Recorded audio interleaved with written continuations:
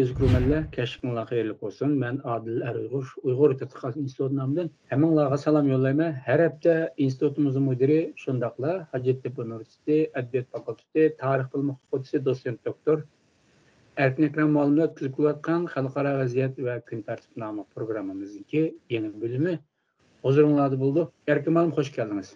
Hoş bulduk, rahmet.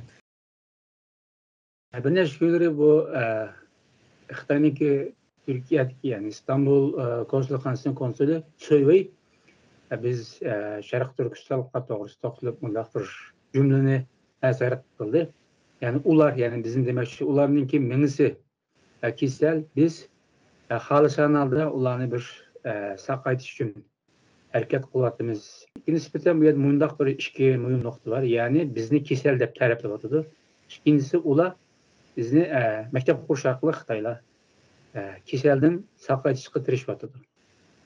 Əməliyyatda bu Xitayınınki bizga nisbatan qanday qaraydiganligini, shundaqla Xitoy hukumati bilan yoki Xitoylar bilan Sharq Turkistonlar o'rtasidagi munosabatning mohiyatini alayigini yuritib turadigan intayin muhim bir so'z deb qarayman.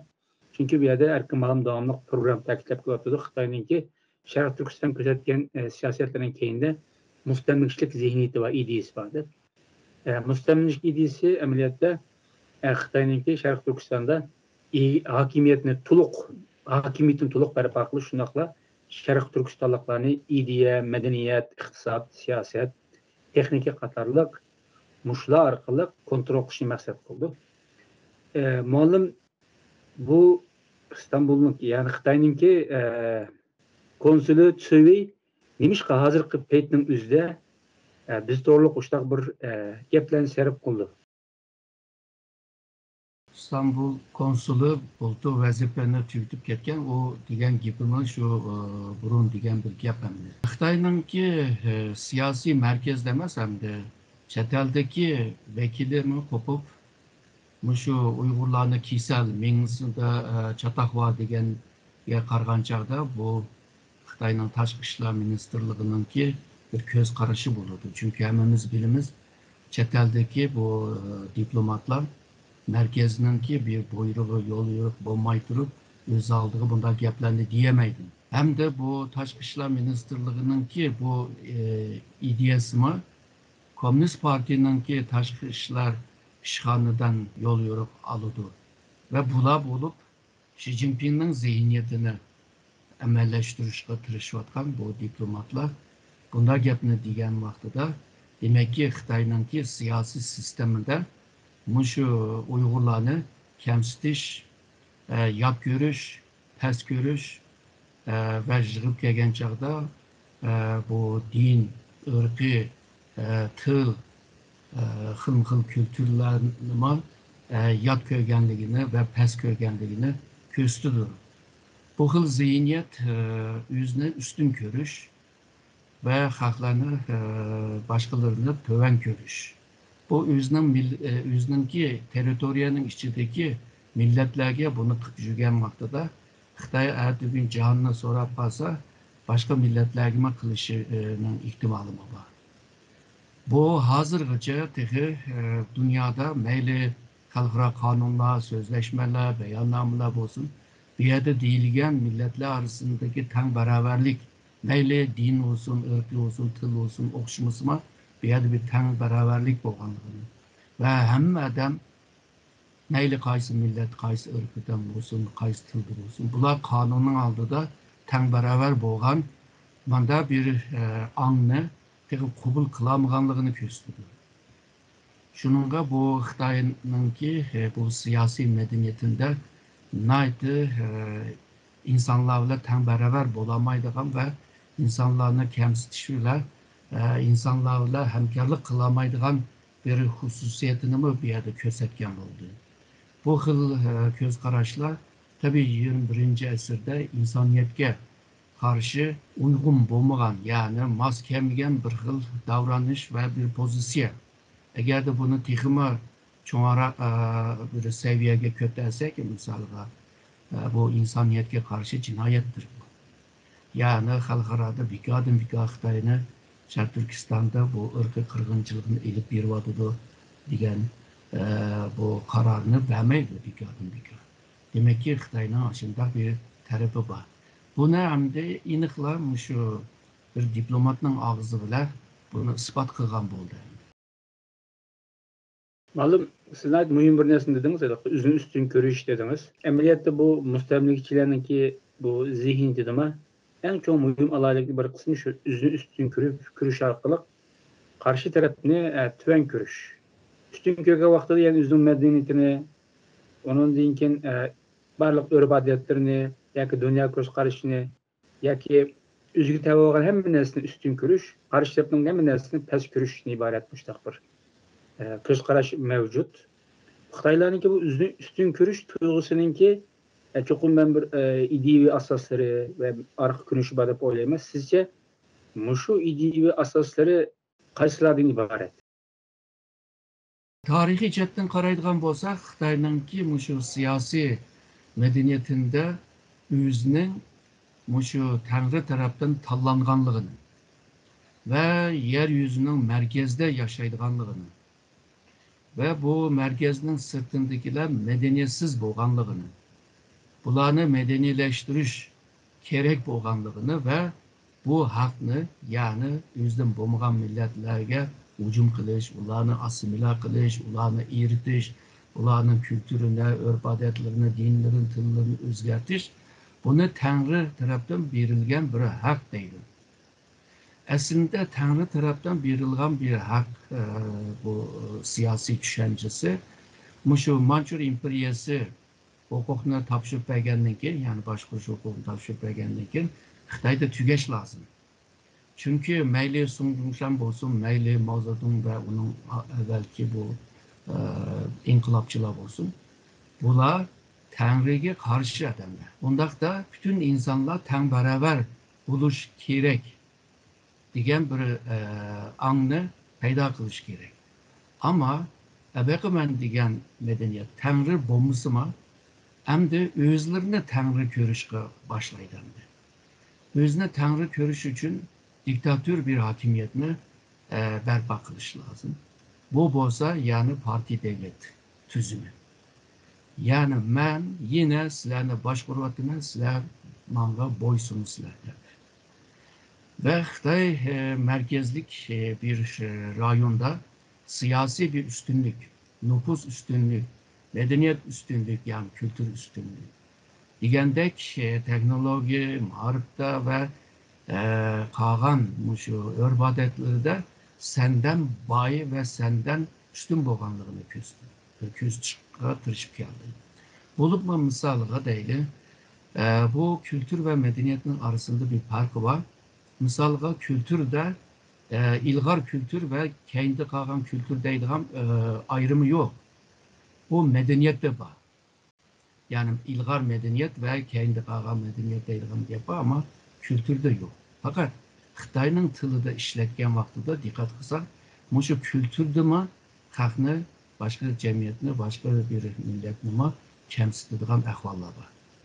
O millatninki o'rgangan, qilayotgan, qabul qilgan har qanday narsaning hammasini Xitoydan olib kelganligini, Xitoyning soyasida bularni qila olganligini, Xitoydan ustun bir tarafi bo'lib qolsa, Xitoyningki yordami bilan yoki Xitoydan foydalanib qilganligini, bütün jahonningki markazi men bo'lg'achqa hamma nima mendan bo'ladi degandek, ya'ni Tangri degan ishonchi tugagan holatda yana shu tushunchani bir siyasi medeniyet şeklinde devam kılıvadı.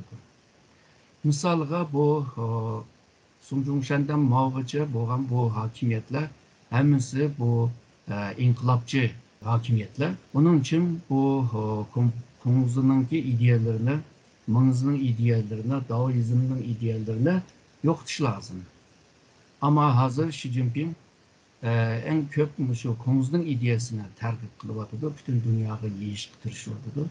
Bu nimo degan chog'da Konfuzyus'unki ideyası esasen öz vaqtida merkeziyetçi bir hakimiyetni qo'g'daydigan bir ideologiya aslında Konfuzyus'un ideyası.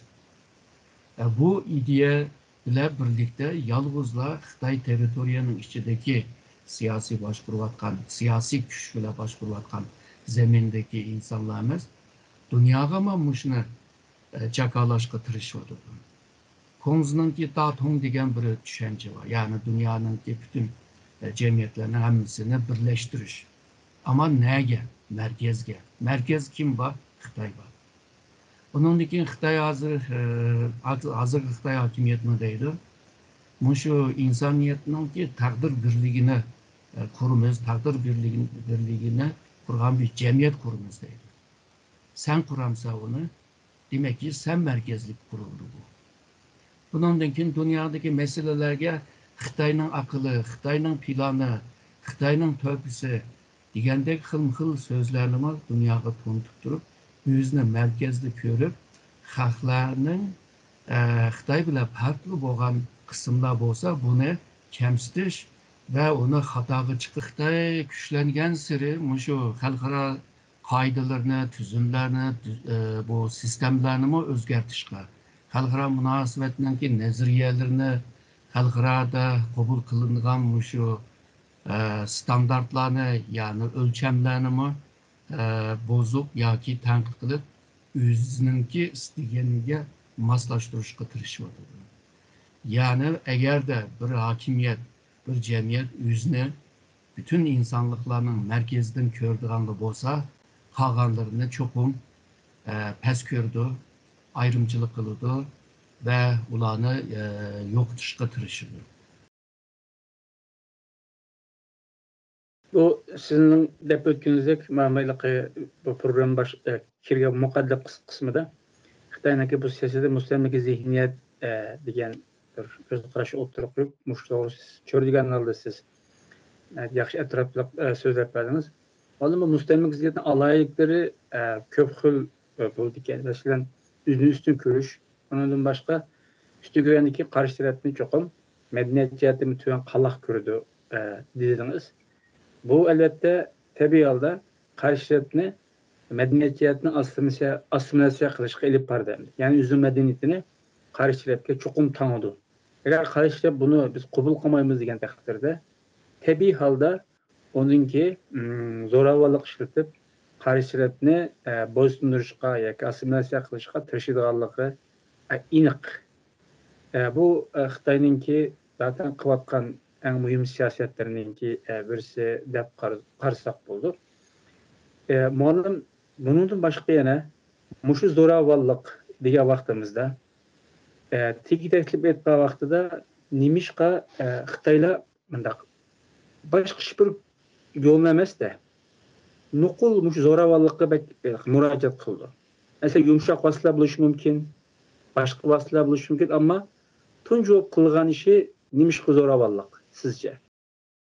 Hem de bu kırgen huy ölgende çıkıdı deydi. Bu milletke aşında bir huy kırıp kalgan. Öz vaktideki bir siyasi düşünce eniyle bunu milletlerge özünün milletigime sığınıp ketken bir ahval emdi. Bu ahval emdi sen menin ile teng bulamaysan. Sen manga biqingan çağda onundan ki men üstün bulalayman. Sen eğer de menden üstün ya ki malum sahalarda menden üstün olsa onu yo'qotishga tirishma. O sende bir narsa qolmagandan keyin manga beqinib qolsa, manga beqingan taqdirda men üstün bo'laman. Shuningga seni o'ziga beqindirish bir yerda ilib olgan bir siyosat. Shuningga misolga Sharq Turkistonda Uyg'urlarningki kimligini yo'qotish bilan, ya'ni nurg'un narsalar bor bu yerda. Şark Türkistanlıklarını siyasi merkezden jiraklaştırış, iktisadi merkezden jiraklaştırış, örf adetlerini dini itikadından uzaklaştırış, uzaklaşkandan keyin chetga qiqildi. Chetga qiqilgandan keyin o sanga bir kimlik berdi. Cumhur milleti deydi. Bu kimlikni qabul qilgan taqdirda sen rahat yaşalaysan deydi. Shuningga misolga Xitoyningki inson haqlari ne düşündüğün çağda iki esas hukum var. Birisi senin yaşaş hakkın, ikincisi senin terakkiyat hakkın. Yani bu hakkını menbeğendeydi. Yani o tılını işletken vaxtıda bunu Komünist Parti hakimiyetinin halkıga bergenligini gösterdi dedi. Ama halkaradaki insan hakları kargancakta insan oğlu tuğulgan hamatla hördür. Yani meyli bu Hristiyan olsun, meyli Müslüman olsun, bu düşünce bu. Yani bir hakimiyet bu insanın ki o hörlüğünü o vermeydi. Ama Xitay men birmen deydi. Men birmen degan gap, men seni başkurman, sen manga biqinmasan, men seni yok demek. Seninki hem medeniyetinin, kültüründe, kimliğinin yoktuşuyla birlikte seni muşu cahannama yok kılma. Yok kılma degen gap o fiziki cihette, biyolojik cihette, fizyolojik cihette seni yoktuma emez. Yani seni kimliksiz halıga taşlap koymayandaydı. Sen kimliksiz bir halgı çıkarsan seni bozak kılışımı asam olur. Şununla bu Xitay'nınki eninde ma garipliklarının davatkan ya ki dünyanın köp devletler tarafından kabul kılgan universal insan haklarını kabul kılgısı yok. Çünkü bunu kabul kılıp kalsa teng beraberlik degen mesele çıkıdı bir yerde. Misalga nurgun şu Birleşken Devletler Teşkilatı da kabul kılıngan, imza kılıngan kanunlar var, sözleşmeler var, kilişimler var. Neye karısan yani milletler arasındaki teng beraberlik degenini cakalaydı. Teng beraberlik ne? Hıl bana bilen misalga devletninki toprak bütünlüğü, igilik hukukunun üstünlüğüne bana kıp durup aşu halkınınki teng beraberliğine yoktamaysa depsendi kılamaysa değil.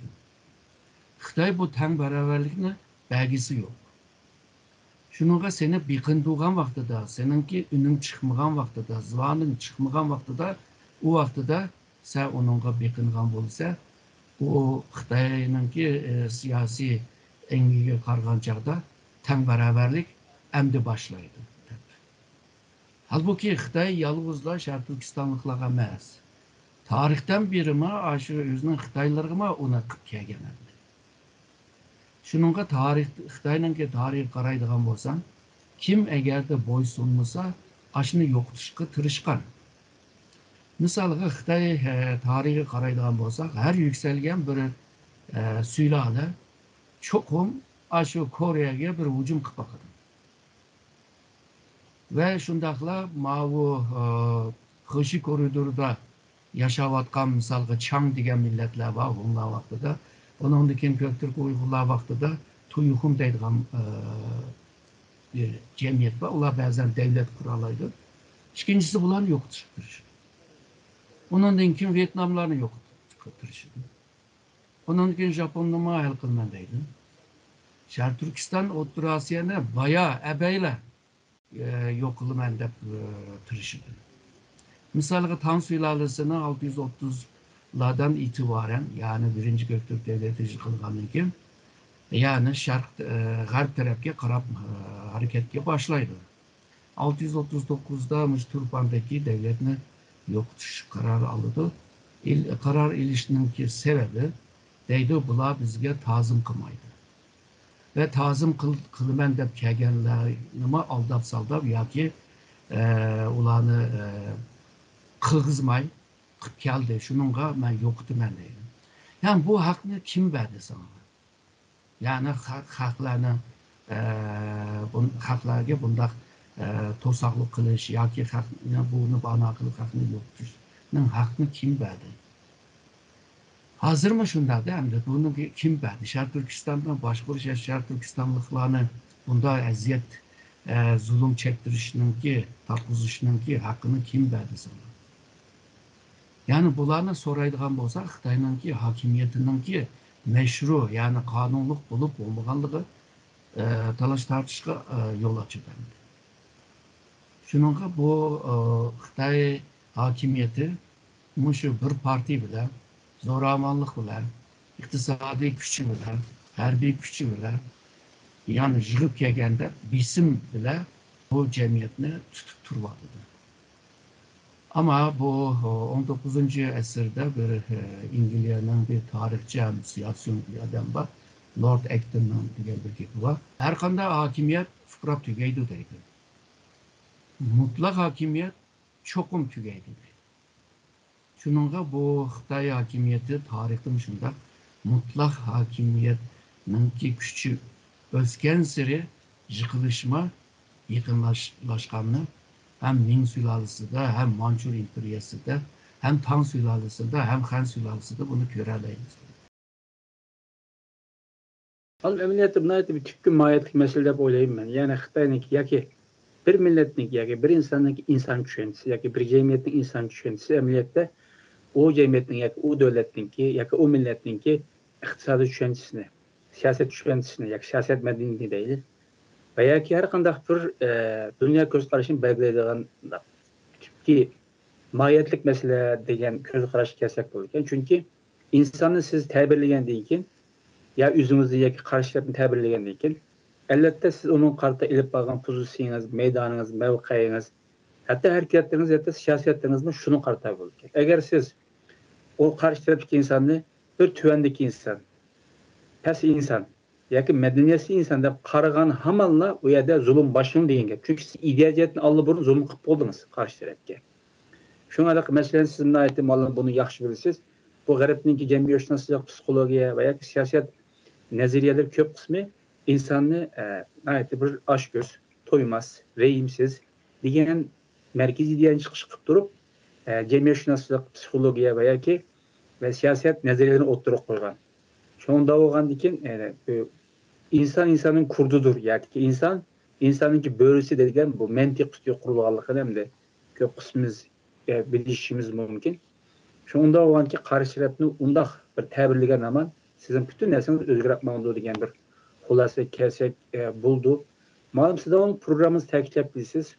Xitay'ınki her bir siyasi nispeten bizi qaratgan siyasi nispeten o Xitay'ınki köz qarışı, medeniyeti, dünya köz qarışı yatıdığanlıqını. Biz Xitay'ın muşundaq bir köz qarışını bilip durup Uygurlar Xitaylarını yaxşı bildiğanlıqını oylaydı. Sizce uzun yıllık tecrübenize asasen hakikaten biz Uygurlar Xitay'ını yaxşı düşünendik. Bu bir sualım. İkinci sualım bolsa biz Xitay'ınki muşu köz qarışıdan bizge olgan köz qarışıdan ibret ve savak alaldık mı? Belki bazı Uygurlar belki Xitayını biraz bilidi ama köpünce Uygurlar bilmeydi de oylaymadı. Çünkü onların gap sözleri de, kılıkları da ve tarihte yaşanған bazı vakalardan. Misalga deyler, Xitay 49'da biz kırdı.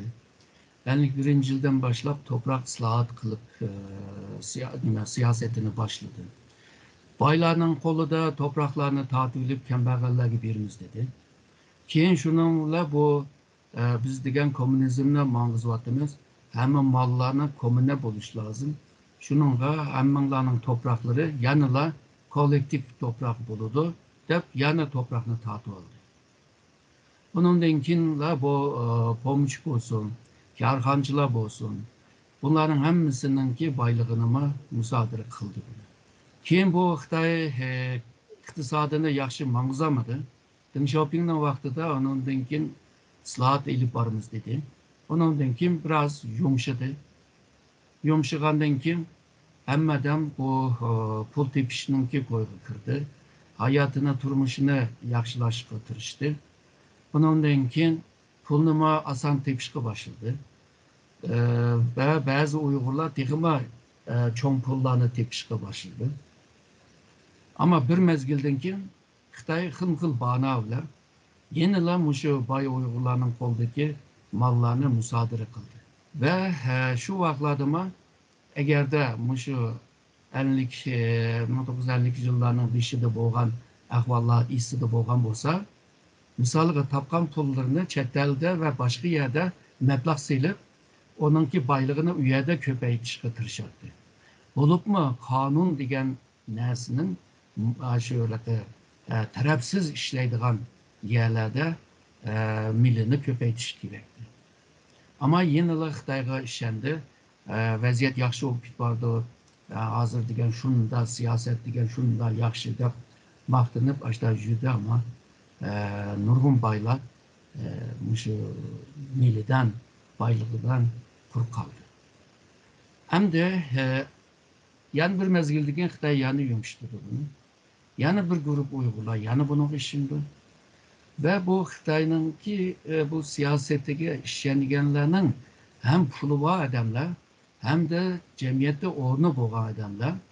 Aşında işlengenden keyin hem de biraz bu meselelerde ibret almaganlığını, tecrübe savab almaganlığını köz tutu dep oylayman. Çünkü Xitay başka devletlerge okşamaydı. Garp devletler olubmu keyinki 500 yılınki her basqıçlarını tügütüp, her jaryanını tügütüp, ahire muşu cemiyetini başkuruşta kanun hemmeden üstün buludu. Sen kim bolsan bol, en çoğun başlık, en küçük başlık, fıkradan yani sanatçı geçe, qaysı kesipte bolsan bol, hemen muşu kanunga bekinsizler, kanunga bağlısızlar. Onun için bu kanun bile birlikte bir tüzüm peyda bulundu. Bu tüzüm bile hemen işler müesseseleşir. Şununla insanlar kanunga işindi, tüzümge işindi, bu müesseseleşken idare işindi. Şununla hemmeden ten beraber boğaşka nurgun mal mülkünü yokutup koymaydı. Tatbuz koymaydı. Bir cinayet işlegen bolsa o başka. Lekin Xitayda kanun eni pek aciz. Çünkü tarihte mi bilimiz Xitay'nınki şu kanun eni pek terakki kılgan emas. Ama cazalandırış eni terakki kılgan. İşkenceler terakki kılgan.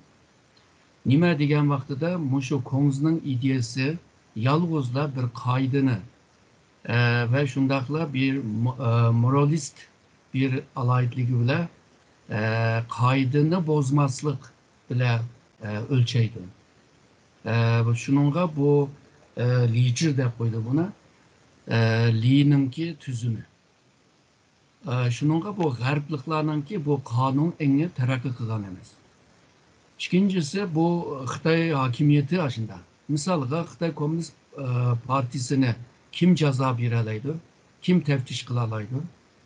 Çünkü Xitay'nınki bu tunuşturuşka karsan, misalga Halk Kurultayı Xitay hakimiyetinin en yukarı erk organı deydi. Ama Komünist Parti'nin yetekçiliğinde deydi. Devletine başkuruşma yani Komünist Parti'nin.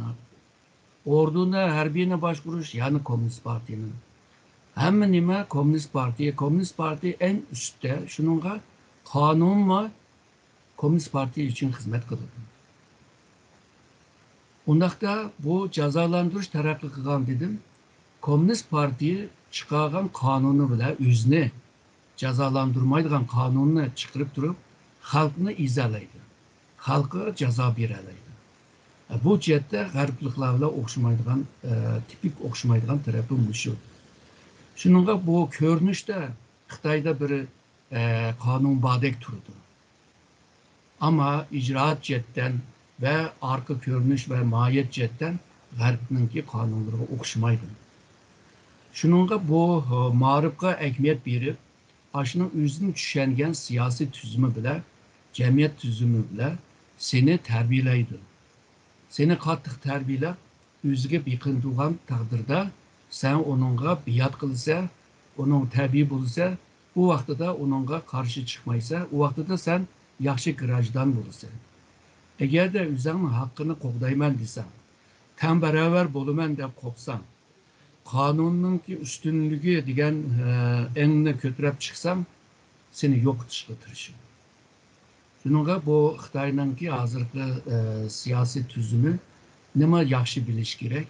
Bugünkü körüngen tüzümlerinki çokum arka tarafta bu başka nesler var. Mesela medeniyet var, kültür var, tarih var, felsefe var diyendek. Bularını yaxşı bilgen takdirde Xitay'ını yaxşı bilgen buldu ve Xitay'ını bilgen takdirde onundaki Xitay'a takabül tuğulu. Sınızı savaş sanatını degen kitaptıma sınızı bir ifadımı var yani. Düşmanını bil, üzerine bil. 100 kıtım can kırsan 100 kıtım kutup çıksa deydi. Bilmesen kuturursa deydi. Şununla Xitay'ını bilgen ügünüş ceryanında yalğızla körüngen kısım emez. Bu körüngen kısmını yaratkan arka planda, arka körünüşlerde nim bağlığını izleş lazım. Xitoy hokimiyatining ko'rsatgan ba'zi so'zlarninki hukmlarini yangidan ko'rib chiqish, yine onun arka planda, arka ko'rinishda nimbaligini izlanish bo'lmasa, bu paydo qilgan hukmlar bilan bizni ideya chetdan turmaga solgandek, kishan bilan bog'lagandek bog'lab o'tadi shu. Malum programımızda bir solla ahırlaştırsak, bu Xitayning hozirgi inson ko'z qarashi bu uzun farqli bir millat tutgan ko'z qarashini yaxshi yo'ritib bergan bo'ldingiz. Qisqasi inson ko'z qarashini. Biz mushuni tutib turib, xalqarada da'vo qila olsak, yaxshi da'vo qila olsak, sizcha qanchalik unum ko'ra olamiz? Bu Şərq Türkistanlıqlar Xitayga taqabul turuş, Xitay hokimiyatiga taqabul turuş jihatda nayda aciz. Yani hərbi gücüm yok, iqtisadi gücüm yok, coğrafya, nüfus, maarif, teknologiya qaysi jihatdan desek deyli Xitay bilan taqabul tura oladigan kuchga egamiz. Bundaqda shu bilim, aql bilan hal qilishga to'g'ri keldi. Shuningga so'zma deydi, en âli uruş akıl uruşu değil. Bu uruşunki temsilcisi mi özəmdi. Akıl ile uruşur. Akıl ile uğraşkan vaxtıda min güçlük bozma, fiziki cette güçlük bozma onu yenilaydıgan halda. Ondaqda Xitayga karşı bazı əbəqə mən digən nurgun nəslərini bir ilmi üslub ilə, metod ilə dünyaya tanıtır. Misalga, Konza degan vaqtida sap onunki çiraylıq gaplarını teşvik kılıdı. Şunun Konza hayatı boyunca sap tatlı yaxşı gaplarını degan deb düşünürüz. Ama bu Konza'nınki bir tarafı. Hem de Konza'nın bu gibi aşağı halkıga degan gaplar, halklarını cimiqtirish uchun degan gaplar. Ama siyasi hakimiyet kelgan chaqda onunla qattiq qo'lliq bilan boshqaradigan ideyani o'rgatgan. Shuning Konza'nınki bu iki yüzüne hamısını dunyoga tanıtır. Əbəqə degəndək Xitaylar insan haklarını hükümləşdirdi, demokrasi hükümləşdirdi. Ama bu hükümlər xalqaranınki oxşamaydiganlığını mı deyədə oturup qoyuşqa to'g'ri keldi. Xitayninki siyasi tüzümünün bu görüngen şekilde bulmaganlığını ve mahiyetinin farklı bolganlığını bu dünyada tanıtışqa to'g'ri keldi. Eğer de dünyada Xitayninki bu əbəqləşdirib kelgan chaqda insoniyatga uygun bo'lmagan bir Xitay siyasi düşünce ve siyasi icraatını dünyaya tanıtgan taqdirda xalqaradan Xitayga karşı çıkırgan güçler paydo bo'ldi. Ve bu güçten uygula faydalanalaydı ve şundakla Xitayni acizlaştırılı buldu ve uygulama hürligiga erişeleydi. Eğer de Xitay bilan ciddi takabul turman desek, onunla karşı bir güç lazım, ikincisi akıl işletişke to'g'ri keldi. Bo'lmasa tuxumni tashqa urush o akılның işi emas. Hem kolunda kural bolsun, hem de kallanda akıl bolsun. O vaxtida onundan keyin hürligiga erişeleyse deb o'ylayman. Aziz ko'rmanlar, biz bugungi programmamizda Xitoyninki Istanbul Konstitutsiya konsuli Soyveninki Sharq Turkistonlar to'g'risida aytgan so'zini cho'rigan holda Xitoyninki mustamlika ideyasini, shundaqla Xitoyninki Sharq Turkiston siyosatini, Xitoyninki inson ko'z qarashini ve siyosiy madaniyatini sınıp ketken bu ko'z qarashini analiz qilishtirishdik. Sizga ko'p rahmat. Men rahmat etaman.